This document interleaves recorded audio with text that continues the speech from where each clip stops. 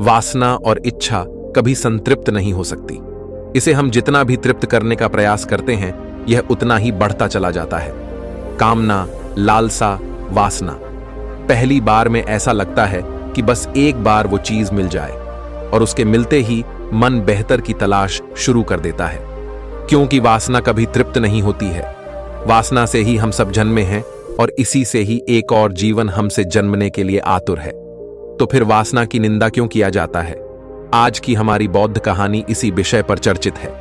कहानी को अंत तक जरूर सुनना, और कहानी कैसी लगी हमें कमेंट में भी बताना। तो चलिए शुरू करते हैं। एक बात, महात्मा बुद्ध एक गांव में उपदेश दे रहे थे। गांव का एक युवक भीड़ में बैठे बुद्ध के उपदेश को ध्यानपूर्वक सुन रहा था। उपदेश समाप्ति के बाद युवक ने बुद्ध के शरण में जाकर कहा, है बुद्ध, मैं आपकी उपदेश से बहुत प्रभावित हूं और आपकी शिष्य बनकर आपके साथ रहना चाहता हूं। आप कृपया मुझे आपके साथ ले चले।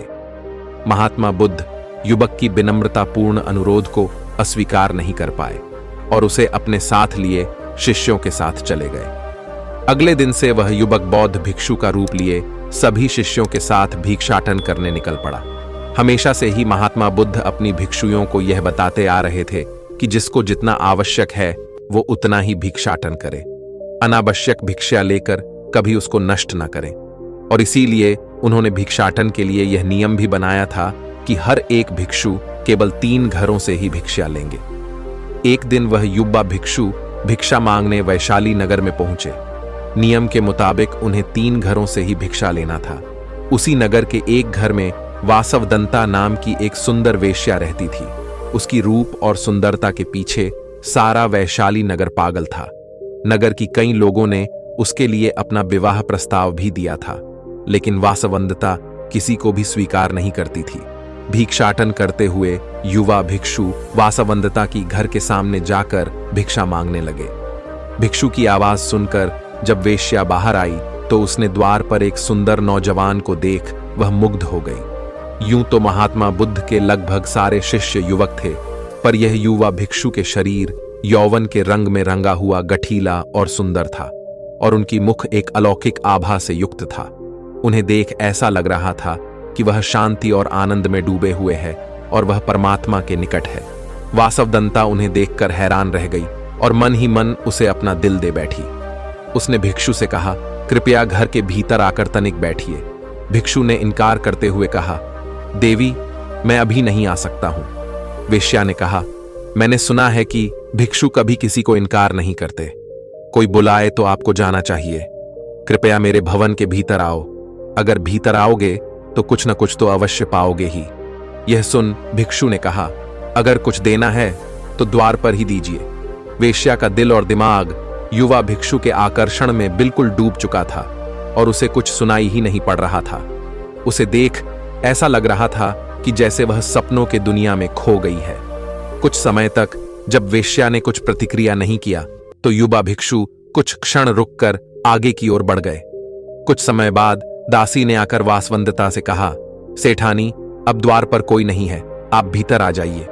यह सुन वासवदंता की तंद्रा टूटी, और जब उसे पता चला कि युवा भिक्षु कब से चले गए हैं तो वह मन ही मन बहुत दुखी और पीड़ित हुई।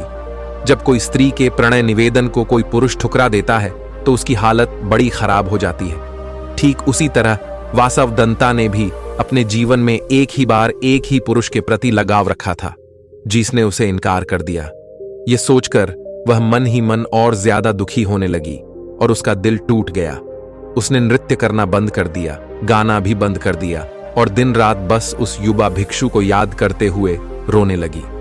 दिन भर मुस्कुराते हुए लोगों का मनोरंजन करने वाली सुंदरी वासवदंता अब बिल्कुल मौन हो गई थी। ना किसी के निमंत्रण को स्वीकार करती थी और ना ही किसी से बात करती थी। भवन के द्वार सभी के लिए बंद हो गए। एकांत को उसने अपने जीवन का साथी बना लिया।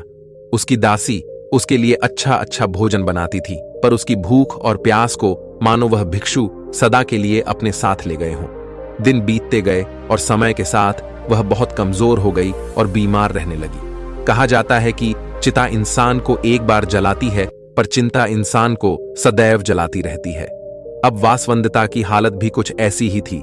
एक ही स्थान पर लेटे लेटे उसके शरीर में कई जख्म हो गए।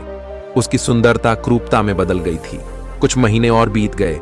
एक दिन फिर वही युवा भिक्षु वैशाली नगर में भिक्षा मांगने आए। जब उन्हें यह पता चला कि उनकी याद में वासवदंता बहुत बीमार है और उसकी हालत बहुत खराब है, तब वह उसके द्वार पर गए। दासी भिक्षु को देखकर तुरंत दौड़ती हुई वासवदंता के पास गई और उसे कहा, सेठानी, वही युवा भिक्षु हमारी द्वार पर फिर से आए हैं। यह सुन वासवदंता ने रोते हुए दासी से कहा, उन्हें यहां पर मत आने दो। जब मैं अपनी यौवन और खूबसूरती के साथ उनके पास रहना चाहती थी, तब उन्होंने मेरा निवेदन स्वीकार नहीं किया था। अब तो मैं बदसूरत और बीमार हो गई हूं। अब मैं उनके सामने कैसे जाऊं? तुम उन्हें द्वार से ही वापस भेज दो। दासी ने द्वार पर जाकर भिक्षु को यह बात बताई तो भिक्षु घर के अंदर प्रवेश कर गए और वासवदंता के पास जाकर कहा, है देवी, आज तुम्हें मेरी जरूरत है। उस समय तुम्हें मेरी जरूरत नहीं थी। उस समय तुम्हारी सुंदरता और नाच गाने से मोहित होने वाले हजारों थे, परंतु दुख की घड़ी में सब दूर हो जाते हैं। तुम चिंता ना करो, मैं तुम्हारे पास रहकर तुम्हारी सेवा करूंगा। भिक्षु ने वासवदंता को समझाते हुए आगे कहा, देवी, काम की वासना उद्दाम है। इंसान कितना भी उपाय क्यों ना करे, काम वासना उसकी मन को जकड़ ही लेता है और इसका लत इंसान की सभी संकल्प, ब्रह्मचर्य और प्रतिज्ञाओं को नाकाम कर देता है। काम की वासना जब बेग पकड़ता है तो तुम्हें ऐसा लगेगा जैसे तुम आविष्ट हो गए हो। कोई बड़ी धारा तुम्हें खींचे लिए जा रही है और तुम उसके साथ बहे जा रही हो। काम की तृप्ति में जो सुख मिलता है उसका मौलिक कारण काम नहीं है, बल्कि ध्यान है। काम वासना के शिखर पर पहुंचकर एक क्षण के लिए मन शून्य हो जाता है।